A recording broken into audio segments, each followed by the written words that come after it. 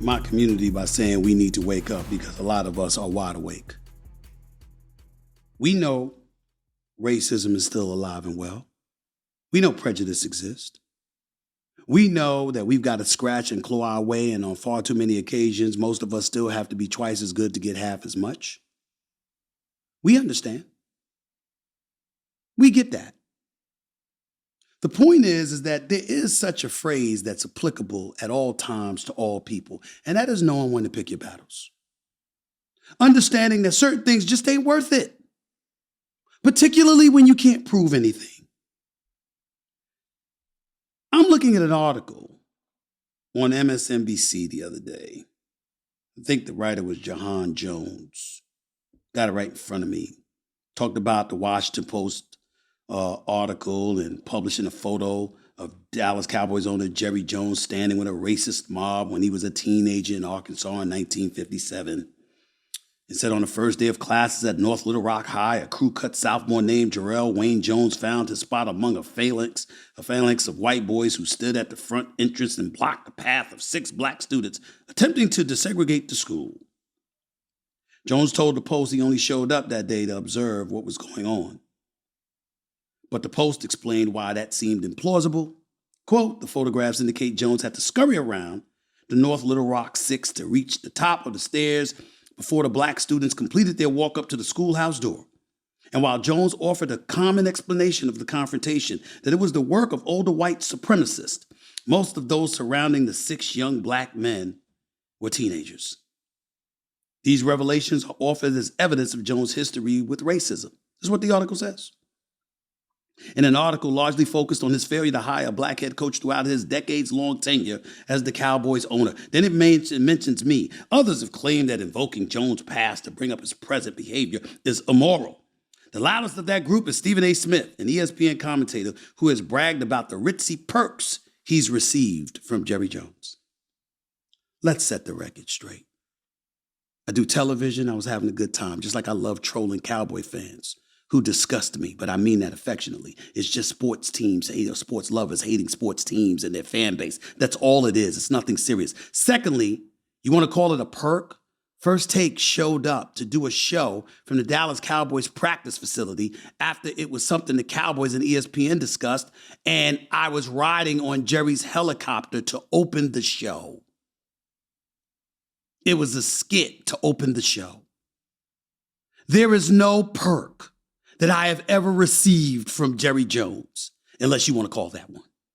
And that's it. So that's just factual. Now let me get to the bigger picture. Since we want to call him out because he's an owner that hasn't hired a black coach, Atlanta Falcons haven't hired a black coach. The Jacksonville Jaguars haven't hired a black coach. The Los Angeles Rams, prior to that, the St. Louis Rams, they haven't hired a black coach. The New England Patriots and Mr. Robert Kraft haven't hired a black coach. The New Orleans Saints haven't hired a black coach. Neither has the Tennessee Titans, who were once the Houston Oilers. We talking about them? Of course we're not. You know why we're not talking about them? Because Jerry Jones has power and Jerry Jones has impact and they're America's team, but look at what he's doing.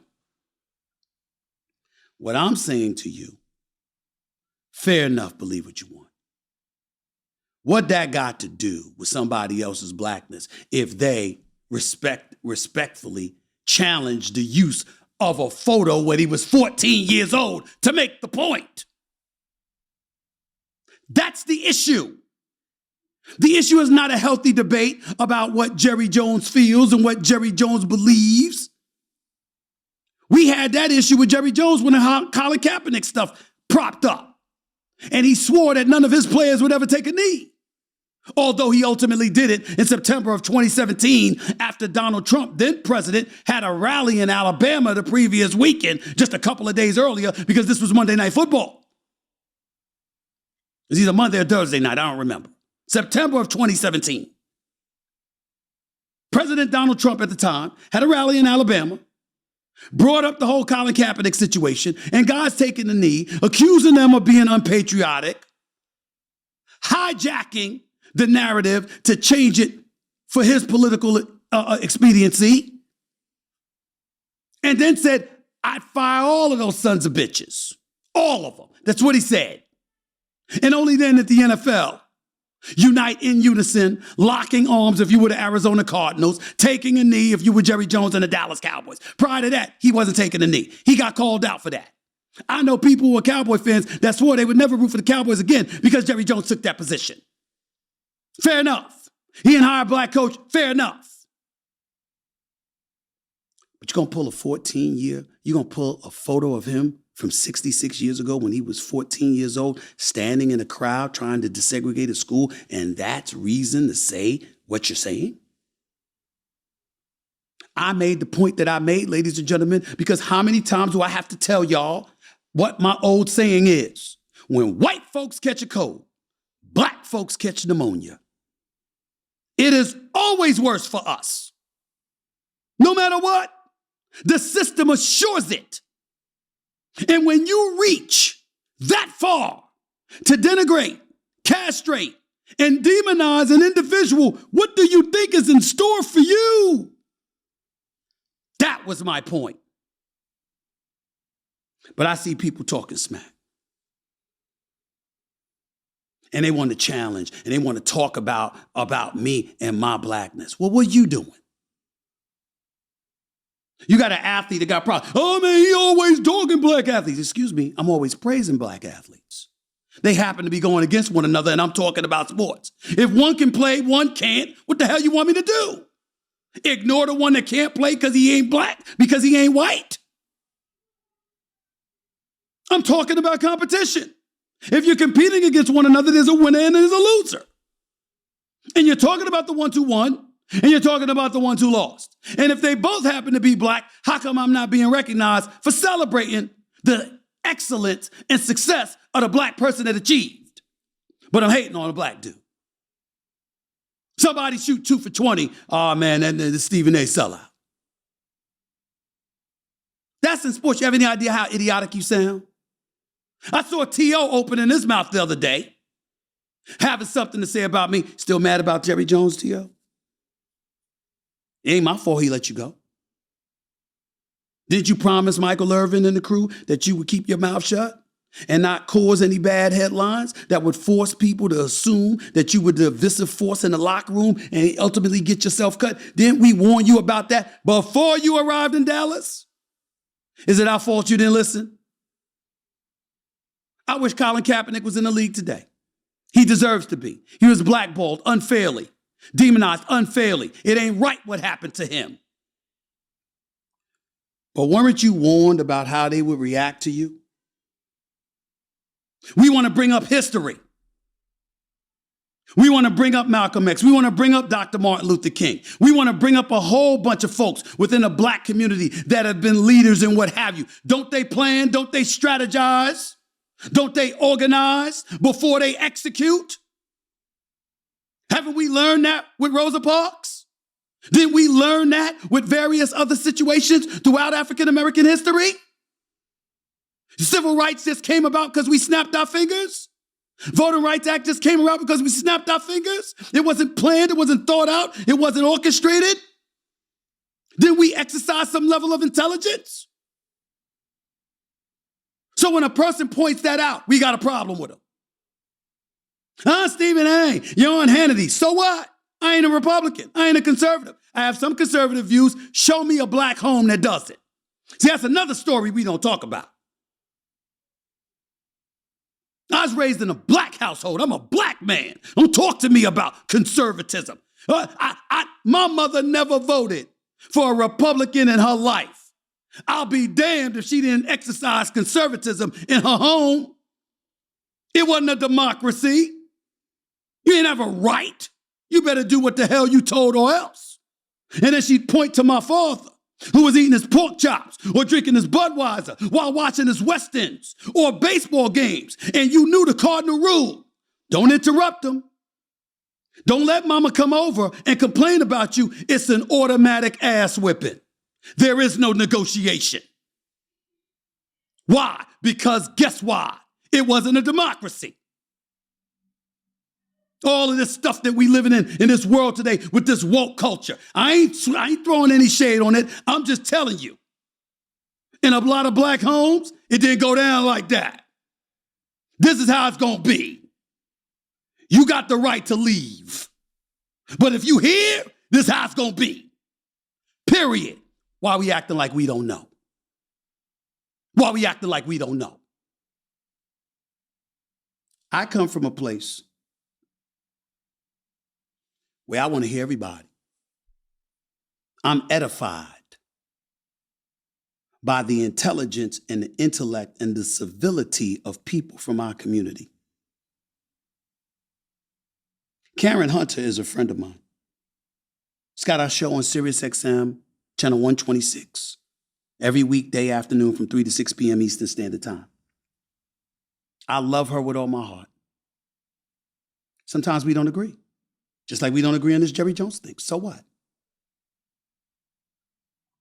I don't know what the Black Eagle Joe Madison thinks. I don't have the luxury of listening to him every morning, but I listen to him every chance that I get because he's a historian. A black man, a former NAACP executive, if not president for the local chapter in Detroit many years ago. Sensational human being. Sensational Hall of Fame radio host who cares about us. He speaks, I listen. Dr. Michael Eric Dyson, my brother. Mark Lamont Hill, he and I go back a long ways. A plethora of people in the black community, historians, activists, entrepreneurs. I know the Reverend Jesse Jackson. I know Reverend Al Sharpton. I don't give a damn what people say about them. I know what they've tried to do for us. Don't have to agree with everything. Ain't gonna shred my love for them one speck. Because I know what they tried to do for our community. I don't have to agree with everything. But you'll never hear me denigrate them. The closest I ever came to that was years ago because of Jesse Jackson going after a bunch of Duke players or whatever and turning something into a civil rights issue. And when we finally met face to face and I confronted him, I told him straight to his face, I love you. I love what you've tried to do for our people. That is not a civil rights issue. Let's focus on civil rights. That was my only argument against him. Be who you are. Y'all want to attack everybody. When we listen to one another. I'm not friends with Candace Owens. I've never met her a day in my life. But if you disagree with something she said, tell us what it is and why. Rather than saying she a sellout. That's easy. Why? Let's educate ourselves. Why would you think that? Why? Argue her facts. I'd say the same thing about anybody else. I'd say the same thing about J.C. Watts when he was a representative on Capitol Hill out of Oklahoma. I'd say the same thing about Armstrong Williams. You want to tell me you can't stand Clarence Thomas, the Supreme Court Justice of the United States, the one with the longest tenure? You know what? Fine. Guess what I'm saying? I understand why. Because you can point to his policies that you don't like. You can't just sit up there and dislike what somebody says and says, well, you know what? The hell with them. They ain't one of us. Well, why not? I don't know these people other than Armstrong Williams. Don't know J.C. Watts. Don't know the Supreme Court Justice. Don't know Candace Owens. Don't know all of these people. What I'm saying is I don't care who you are. What ethnicity you have. I am going to listen to your facts and see if you're right or wrong to determine how I feel. It's not going to be predicated on what I like or dislike. That's not intelligent. And it's not advantageous for our community. We're not going to get anywhere as a community, as a society, moving forward if we keep being led by our emotions. You want to criticize me and what my positions are, I'm good with that. Y'all tell me why. If you're right, I'll say so. I don't know Charlemagne the God. I'm talking about I didn't know him until recently. I like the brother. And he used to criticize me more than anybody. For all I know, he's criticizing my position now. So what?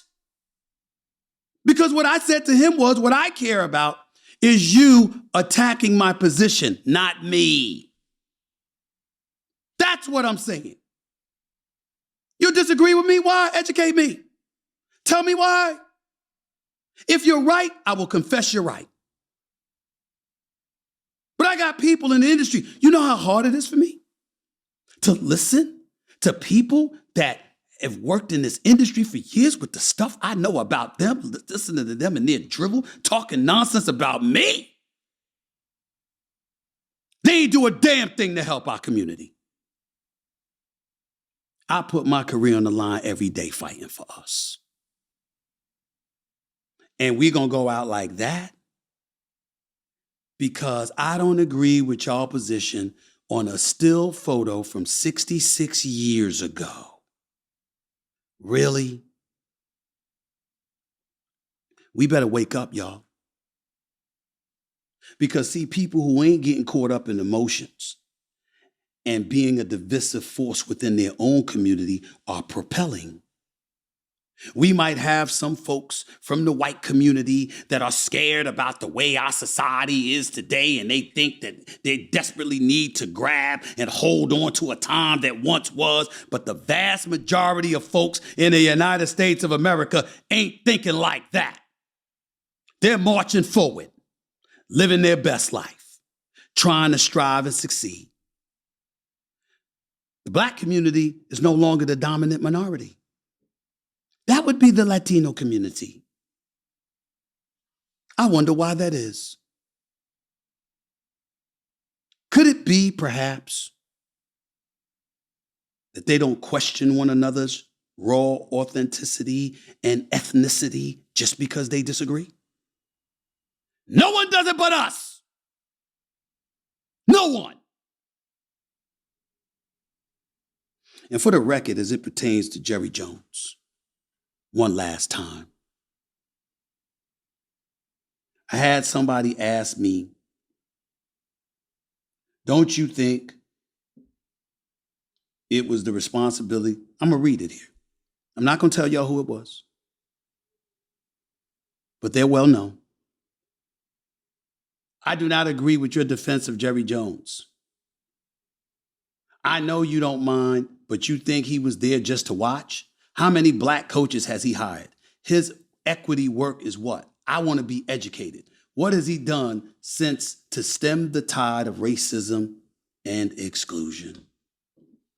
I could point to an inordinate amount of black athletes who've played for him, who swear by him. And black coaches, may not be head coaches, but black coaches who coach under him. But I won't go there.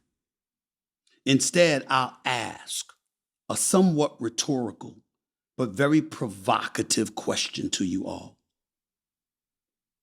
Is that his obligation? He owns a football team. He employs a multitude of people. His job is to make money and to pay players who play for him and coaches who coach for him and executives who work under him and security who guard him. You know how many folks are employed at AT&T Stadium? You know how many folks are employed by the Dallas Cowboys organization who happen to be minority? What exactly is he supposed to do? I'd like him to hire a black coach. I'd love for him to remove himself as GM and hire a black GM. It's clearly a family affair because him and Stephen Jones and his other children and grandchildren, that's clearly his baby. None of them are black, we get that. I'd like to see all of that. But what's his obligation? The obligation. I have said this to y'all before, and I'm going to say it one last time. I don't expect white folks, Latinos, or anybody else to have the same sensibilities and sensitivities towards issues pertaining to the black community to the degree that we will have those sensitivities and sensibilities. They're not us. It would be nice that we receive all the help we could get. Civil rights legislation wouldn't have been passed if it wasn't from assistance from white folks who joined in the fight. And I get that. And I have an appreciation for that. But I understand it's always our fight. It's not somebody else's obligation to do what we should do for ourselves. That is a fact. That's not me selling out. That's me looking out. I'm going to continue to call it like I see it. I'm going to continue to be fair-minded. And I'm going to continue to love Black people in such a profound way that I express truth, even when it's unpopular, rather than join in the fray with the majority just because it's comfortable. That ain't what's going to uplift us from whatever abyss we appear to be in from time to time. Even the Bible says, truth shall make you free. I'll give you my truth. And if I'm convinced that something else is more truthful, then I will disseminate and express that truth. But it won't amount to a hill of beans unless we're willing to accept and embrace the fact that we don't just get to be divisive, to call people out, and more importantly, to have our hand out for assistance from the same people we willing to call racist and other things. That's counterproductive. That's not how things get done. If I don't know much else, I damn sure know that. History has taught us that much. If you don't know, look it up. I'm out. No mercy.